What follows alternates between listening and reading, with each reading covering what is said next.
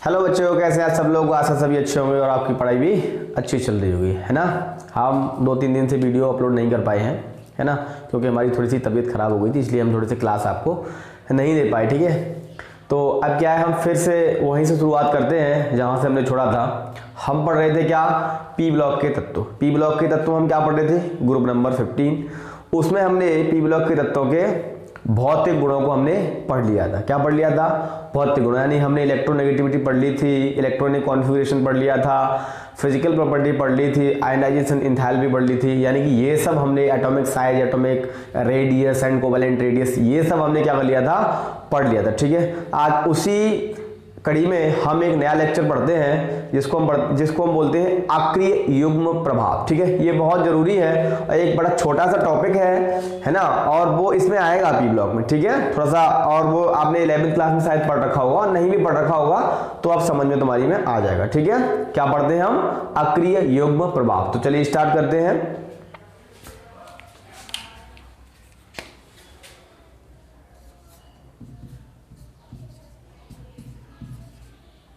अक्रिय युग्म प्रभाव। चलो, इसको शायद आपको विजिबल नहीं हो रहा होगा ढंग से।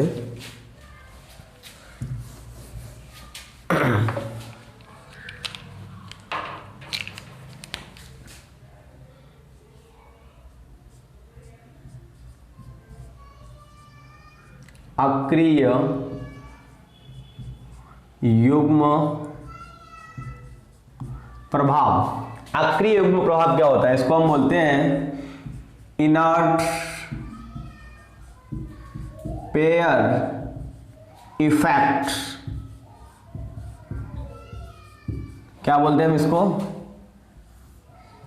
इनर्ट पेयर इफेक्ट, अक्रिय युग्म प्रभाव। देखो, इसके नाम से आपको मालूम पड़ रहा होगा, अक्रिय और युग्म। अक्रिय का मतलब कोई भी चीज जो क्रिया नहीं कर रही है, युग्म का मतलब पेयर, यानी कि किसी ऐसी चीज का प्रभाव है जो एक तो जोड़े में है और वो क्रिया नहीं कर रहा है। समझ में आ गया।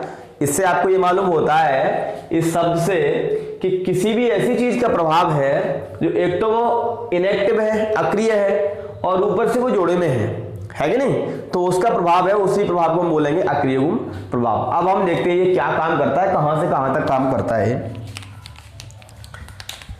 देखो, यह पी ब्लॉक में ग्रुप नंबर 13 से कितने तक काम करता है, 15 तक कार्य करता है। कहां तक काम करेगा, ग्रुप नंबर 13 से ग्रुप नंबर 15 तक काम करेगा। यानी कि 13, 14, 15 एलिमेंट हम लिख लेते हैं इनके, कौन कौन से इनके एलिमेंट हैं। चलो एलिमेंट लिखें, क्या है element, boron, aluminium, gallium, indium, thallium, carbon, silicon, germanium, tin, lead, nitrogen, phosphorus, arsenic, antimony, bismuth. यानी कि यहां पे काम करता है ग्रुप नंबर 15 से लेकर के, ग्रुप नंबर 13 से लेकर के ग्रुप नंबर 15 तक काम करता है। देख ले रहे क्या होता है भाई, कंडीशन इनकी क्या है। आपको क्या इलेक्ट्रॉनिक विन्यास और बाकी सब चीज तो पता ही है, अगर नहीं भी बताया तो मेरा पिछला वाला वीडियो है जहां पे मैंने आपको इलेक्ट्रॉनिक विन्यास सिखाया है। सीधी बात है, कंडीशन इसकी क्या है, देखो इसकी ऑक्सीकरण संख्या कितनी हो सकती है, इन सबकी हम ऑक्सीकरण संख्या बताएं कितनी हो सकती है। ठीक है, इसकी ऑक्सीकरण संख्या हो सकती है +3, कितनी हो सकती है, +3। इसकी हो सकती है +4, -4। इसकी हो सकती है कितनी भाई, यहाँ की -3 और +3 और +5, क्या है +5। यहाँ की ऑक्सीजन संख्या क्या होती है, इतनी होती है। अब कंडीशन क्या होती है, अक्रिय युग्म प्रभाव क्या है। देखो इसका अगर हम बात करें किसका, इसका इलेक्ट्रॉनिक विन्यास का, तो देखो मैं रेड कलर से मार्क कर रहा हूं, यहां पे आपका है एटॉमिक नंबर इसका 5 है, कितना है भाई 5 है, इसका 6 है, इसका 7 है, इसका कितना है 13 14 15 है कि नहीं, इसका कितना है भाई 31 32 33, इतनी कंडीशन है ना। इसका कितना आ जाएगा भाई 49 50 51, ऐसी कंडीशन है ना। अब यहां पर आपको कितना आ जाएगा भाई 81 82 83, इसका एटॉमिक नंबर हो गया। अब हम देखें इसका इलेक्ट्रॉनिक विन्यास क्या हो जाएगा 1s2 2s2 2p1, इसका कितना हो जाएगा 1s2 2s2 2p2, इसका कितना हो जाएगा 1s2 2s2 2p3, सेम इसका कितना हो जाएगा 1s2 2s2 2p6 3s2 3p1, कितना हो जाएगा। और ठीक इसी तरीके से इसका कितना हो जाएगा भाई 4s2 4p2, इसका कितना हो जाएगा भाई 5s2 5p3, समझ में आया ना। ऐसे ही होगा ना, अगर नहीं हो तो आप निकाल के दे सकते हो, ठीक है। यहाँ की कंडीशन इसका ऐसा बन जाएगा। चलो निकाल के देखें, पूरा लिख ले रहे हैं यहाँ पे, यहाँ जगह नहीं थी इसलिए 1s2 2s2 2p6 3s2 और ये 3p6, कितना हो जाएगा 3s2 3p6, यहाँ पे कितना हुआ 2 2 4 6 10 2 12 और 12 6, ये तो गड़बड़ हो गया, इतना हो जाएगा, ठीक है। सब इसका मतलब ये भी गलत हो गया है ना। इसका हो जाएगा सही है यहाँ पर 3s2 3p2 हो जाएगा, ठीक है। ये इसका इलेक्ट्रॉनिक विन्यास है। अब बात किसकी आती है, ठीक यहां पर कितना हो जाएगा भाई, देखो 4s2 4p1, यहां पर 4s2 4p2, यहां पर 4s2 4p3 है ना। ये इसका क्या है इलेक्ट्रॉनिक विन्यास है। अब कंडीशन क्या होती है, कंडीशन क्या होती है, यहां पर देखो, यहां पर और यहां पर, यानी कि देखो ये कौन सा है पीरियड नंबर, कौन सा है ये पीरियड नंबर 2, पीरियड नंबर 3, ये कितना हो जाएगा 4, ये हो जाएगा 5, ये हो जाएगा 6, ये आपका क्या है भाई पीरियड नंबर है। यहां की कंडीशन अब और देखें यहां की, तो यहां का इलेक्ट्रॉनिक विन्यास कितना हुआ देखो 5s2 5p1 5s2 और 5p2, कितना हो जाएगा 5p2। तो मैं थोड़ा सा इसको दूर लिख रहा हूं क्योंकि इसमें कुछ और बनाना है। 5p2, यहां पर कंडीशन क्या हो जाएगी भाई 5s2 5p3 है ना, ये कंडीशन है। अब यहां से जब हम group number period number 5 to 6 जाते हैं तो यहां पर क्या होता है, यहां पर लेंथेनॉइड सीरीज आ जाती है। क्या आती है यहाँ पर लेंथेनॉइड सीरीज आ जाती है। और लेंथेनॉइड सीरीज का मतलब क्या होता है, उसमें क्या होगा एफ सबसेल भरना स्टार्ट हो गई। कोई सबसेल भरना स्टार्ट हो गई एफ सबसेल, और एफ सबसेल की पुअर शील्डिंग होने के कारण, यानी कि उसका परिरक्षण प्रभाव कम होने के कारण, यानी कि पुअर शील्डिंग के कारण इनकी ऑक्सीकरण संख्या बदल जाती है। क्या हो जाती है, बदल जाती है। यानी कि ये लोएस्ट ऑक्सीडेशन नंबर शो करते हैं। लोएस्ट का मतलब कम ऑक्सीकरण संख्या शो करते हैं। यानी कि यहां पर कितना है 3 है तो 3 से कम शो करेंगे। यहां पर कितना है 4 है, 4 से कम शो करेंगे। यहां पर कितना है 5 है तो ये 5 से कम शो करेंगे। ठीक है, ऐसी कंडीशन है। अब वो कितना कम शो करते हैं, अपने जो ऑक्सीजन संख्या मैंने आपको क्या बताया था, संयोजकता ऑक्सीजन संख्या के बराबर होती है। फर्क क्या है, उसमें केवल चार्ज है। तो जितना ग्रुप नंबर उतनी संयोजकता, इसका मतलब उतनी ही उसकी ऑक्सीजन संख्या। बट ऑक्सीजन संख्या क्या है यहाँ पे 3 है तो 2 यूनिट से घट जाएगी, मतलब कितनी हो जाएगी +1। यहाँ 4 है फिर 2 यूनिट से घट जाएगी +2। यहाँ पर 5 है फिर 2 यूनिट से घट जाएगी +3 हो जाएगी। समझ में आ गया? ये कंडीशन यानी कि वेरिएबल। अब हम बताते हैं कैसे कैसे कंडीशन हो रही है। देखो हम अभी एक एटम बनाते हैं, मान लिया हम एक एटम बनाएंगे नाइट्रोजन का। किसका बनाएंगे? नाइट्रोजन का। तो नाइट्रोजन में कितनी सेल है? 2 सेल हैं।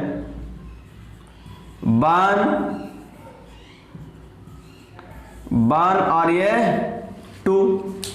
अब कौन सी है? देखो यहां पर इलेक्ट्रॉन किसमें है भाई? 1 लास्ट में पी में कितने हैं भाई? पी में 5 इलेक्ट्रॉन है, तो 1 2 3 और ये 4 और 5 और 1 और 2, ऐसी कंडीशन है। फिर हम बनाए 15 का, यानी कि फास्फोरस का। तो फास्फोरस का जैसे मैं एटम ड्रॉ करता हूं तो क्या निकलता है भाई? 1 2 और ये 3 है। देखो 3 सेल है। तब कंडीशन इसमें क्या होगी? इलेक्ट्रॉन कितने हैं भाई? 2 और कितने हैं भाई? 6 2 8 और 3 है ना। तो वहां पर देखो लास्ट में कितने? 5 हैं। तो 1 2 3 4 5। अंदर वाली में कितने हैं भाई? 8 इलेक्ट्रॉन है। 1 2 3 4 5 6 7 और 8 और 1 और 2। फिर मैं बात करता हूं किसकी? आर्सेनिक की। किसकी बात करता हूं? आर्सेनिक की। ठीक है, तो सेम कंडीशन आर्सेनिक। अब यहां पर देखो, यहां पर एक मैजिकल कंडीशन होगी यहां पर। ठीक है, क्योंकि तीसरी सेल में क्या होती है? तीसरी सेल में 3 सब सेल होती है, 3s 3p 3d। तो मैं यहां पर क्या लिख सकता हूं? 3d0 यहां पर। तो इसका मतलब ये भी वेरिएबिलिटी शो कर जाएगा क्योंकि इस पे d वैकेंट है ना। यहां पर क्या है? यहां पर भी कंडीशन ऐसी हो जाएगी, है ना। और यहां पर अब बात आती है किसकी? बात आती है किसकी? इस बिस्मथ की और इस वाली लाइन की। तो ज्यादातर वेरिएबल ऑक्सीजन नंबर शो कौन करेगा? ये करेंगे। ठीक है, तो इनका भी इलेक्ट्रॉन विन्यास लिख ले रहे हैं हम। यहां पर कितना है भाई? 6s2 और 6p1। कितना है? 6p1। यहां पर कितना है भाई? 6s2 6p2। यहां पर कितना है आपका? 6s2 6p3, है ना। ये इसकी कंडीशन है ना। अब देखो इसके बीच में यहां पर f और आता है। क्या आता है? f आता है। क्या आता है? f आना आपका कहां से चालू होता है? यहां से। यहां पर f आएगा आपका। क्या आएगा? f। अगर आप अफवाह के नियम से भरोगे तो यहां पर आपका f सब सेल में इलेक्ट्रॉन भरा जाएगा। f सब सेल में इलेक्ट्रॉन क्या है भाई? पुअर शील्डिंग है ना। पुअर शील्डिंग है। तब कंडीशन क्या है? तो पुअर शील्डिंग होने के कारण, किसके कारण? पुअर शील्डिंग यानी कि परिरक्षण प्रभाव कम होने के कारण जो इसके जो s वाले इलेक्ट्रॉन हैं, ये वाले s और ये वाले s और ये वाले s, ठीक है। s इलेक्ट्रॉन है, जो s सबसेल में जो इलेक्ट्रॉन है वो किसमें? बॉन्डिंग में भाग नहीं लेते हैं। ठीक है, जब बॉन्डिंग भाग नहीं ले तो बॉन्डिंग भाग कौन लेगा? ये 3 इलेक्ट्रॉन, इसके 3 लेंगे, इसके 2 लेंगे, इसका 1 लेगा। समझ में आ गया? क्योंकि पुअर शील्डिंग होती है किसकी? f की। ठीक है, जैसे फिर मैं आपको एक और डायग्राम ड्रॉ करके बताता हूं। जैसे कि मेरे पास क्या है? ये है। तो S क्या होती है? S सब सेल नाभिक के करीब होती है, तो नाभिक का अट्रैक्शन फोर्स ज्यादा होगा, जेड इफेक्ट ज्यादा होगा ना। और तो S के इलेक्ट्रॉन कहां पर होंगे? S के। और P के इलेक्ट्रॉन कहां पर होंगे? यहां पर होंगे। ठीक है, अब मान लिया इस वाली की बात करें तो P में 3 इलेक्ट्रॉन मान ले रहे हैं। ठीक है, चलो चाहे हम P के इलेक्ट्रॉन यहाँ पे सीधे लिख लें, यानी कि P सब सेल। अब कंडीशन हमारी क्या है? तो नाभिक का इन दोनों इलेक्ट्रॉन पे अट्रैक्शन फोर्स अधिक होने के कारण ये इलेक्ट्रॉन बॉन्डिंग में भाग नहीं लेंगे। और जब इलेक्ट्रॉन की ये बॉन्ड में भाग नहीं लेंगे तो लास्ट वाले सेल में जितने भी इलेक्ट्रॉन रह जाएंगे, जितनी सब सेल में रह जाएंगे, वही तो बॉन्डिंग भाग लेंगे, तो वही उसकी क्या हो जाएगी? ऑक्सीडेशन नंबर हो जाएगी। तो यानी कि 2 यूनिट से घट जाएगी। अगर ये भाग लेते, अगर ये सभी लास्ट वाली सेल में इलेक्ट्रॉन कितने हैं? कितने भाई? कितने? 6s2, तो 2 तो s में 6p3, 3 कितने? टोटल इलेक्ट्रॉन कितने हो जाएंगे? 5 हो जाएंगे ना। अगर ये इलेक्ट्रॉन सभी भाग लेंगे तो ऑक्सीजन नंबर कितनी हो जाएगी? 5 हो जाएगी। अगर ये इलेक्ट्रॉन केवल यानी s के इलेक्ट्रॉन भाग नहीं लेंगे तो क्या होगी भाई, ऑक्सीजन नंबर कितनी होगी भाई, 3 इसकी हो जाएगी +3। समझ में आया? ऐसा क्यों हो रहा है, ऐसा हो क्यों रहा है? ये हमेशा कंडीशन हेवियर एलिमेंट में लागू होती है। हेवियर एलिमेंट का मतलब होता है क्या, यानी कि भारी तत्व। और भारी तत्व कौन कौन से होते हैं? जब हम ऊपर से नीचे की ओर चलते हैं किसी भी ग्रुप में तो तत्वों का द्रव्यमान और उनका घनत्व बढ़ता जाता है। समझ में आया? तो यानी कि ये घनत्व इसका क्या होगा, कम होगा, इससे अधिक इसका होगा, इससे अधिक इसका होगा, इससे अधिक इसका, इसका सबसे ज्यादा होगा, है कि नहीं? तो ये वाली जो निचली वाली लाइन है सेम कंडीशन यहां पर लागू होगी, इसका घनत्व कम, फिर इससे ज्यादा इसका, इससे ज्यादा इसका, इससे ज्यादा इसका, ठीक है? तो ये जो वाली लाइन है, ये वाली लाइन है, यानी कि कौन सा भाई है, पीरियड, सॉरी हाँ पीरियड, यानी कि आवर्त नंबर कितना है भाई, 6 में क्या है, F सबसेल में इलेक्ट्रॉन फिल होते हैं और F सबसेल की पुअर सील्डिंग होने के कारण जो क्या है भाई, जो 6s के जो इलेक्ट्रॉन है, 6s सबसेल के इलेक्ट्रॉन है जो क्या होंगे, वो बॉन्डिंग में भाग नहीं लेते हैं, ठीक है? इसीलिए क्या होते हैं भाई, जो उनकी ऑक्सीडेशन नंबर होती है या ऑक्सीकरण संख्या होती है वो क्या होती है, 2 यूनिट से घट जाती है। अब 2 यूनिट से क्यों घटेगी, क्योंकि इलेक्ट्रॉन तो 2 ही तो है। तो इसकी देखो ऑक्सीकरण संख्या कितनी है भाई, इसकी कितनी है, +3 है, कितनी है, +3। अगर 2 यूनिट से इसकी ऑक्सीकरण संख्या घटेगी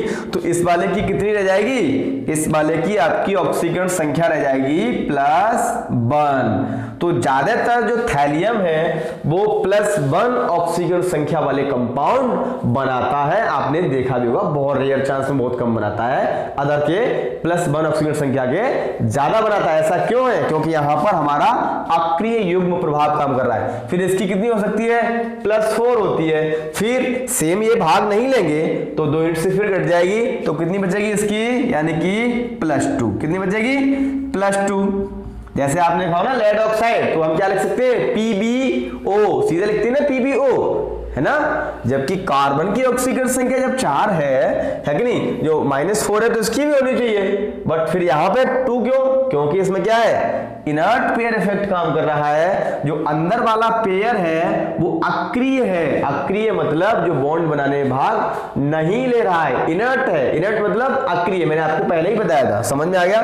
फिर इसकी ऑक्सीजन नंबर कितनी है, ग्रुप नंबर के बराबर होती है, तो कितना हो गया, +5 है, कितनी है, +5 है। अब कंडीशन फिर क्या आती है, तो इसकी क्या घट जाएगी भाई, 2 यूनिट से घट जाएगी, तो कितनी बचेगी यहां पर, +3। कितनी बचेगी, +3। यानी कि बिस्मथ हमेशा ज्यादातर यानी कि 90 to 95% जो एलिमेंट बनाएगा, सॉरी जो कंपाउंड बनाएगा, एलिमेंट नहीं कंपाउंड, ठीक है, जो कंपाउंड बनाएगा वो +3 ऑक्सीडेशन स्टेट के बनाएगा। किसके बनाएगा वो, +3 ऑक्सीडेशन स्टेट के, केवल एक को छोड़ करके। अब बात कौन सा है भाई, BiF5,